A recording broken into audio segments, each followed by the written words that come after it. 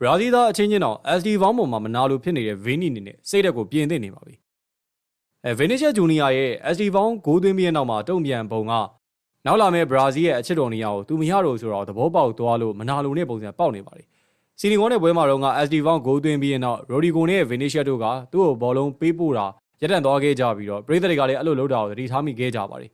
မက်ဒရစ်ကစားသမားတွေကိုမကြိုက်တဲ့သူတွေနဲ့ဒီအချက်ကိုအပြစ်တင်ဝေဖန်ခဲ့ပြီးတော့ဗီနီရှက်နဲ့ရိုဒီဂိုတို့ရဲ့လုပ်ရက်ကအသင်းပေါ်စိတ်သက်မရှိတာလို့ထောက်ပြခဲ့ကြပါတယ်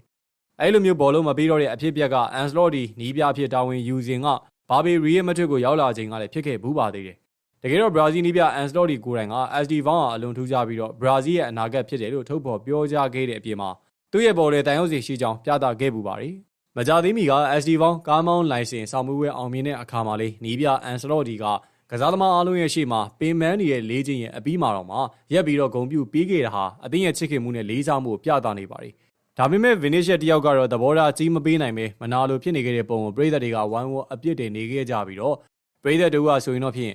စီနီဂိုနဲ့ပွဲမှာသူတို့နှစ်ယောက် SD ဘောင်းကိုရွေချက်ရှိဘောလုံးဖြတ်တောက်လိုက်တာထင်းရှားလုံးနေကျွန်တော်ဆိုရင်ယူနီယာလာလို့တော့မှထိမိခဲ့တာဒီတကယ်တော့ online မှာလူတန်းဒါကိုသတိထားမိခဲ့ကြတာပဲရေမက်ဒရစ်ကစားသမားတွေကိုကျွန်တော်မုန်းနေဗျဒီတော့အရေးချင်းရှိတဲ့ကောင်လေးတယောက်ကိုသူတို့ရဲ့အနာဂတ်နေရာပျောက်မှာစိုးရင်ပြီးတော့ဒီလိုလုပ်တာအလွန်ကိုယုံညံ့တဲ့စိတ်ဓာတ်ပဲလို့ဝေဖန်ခဲ့ပါသေးတယ်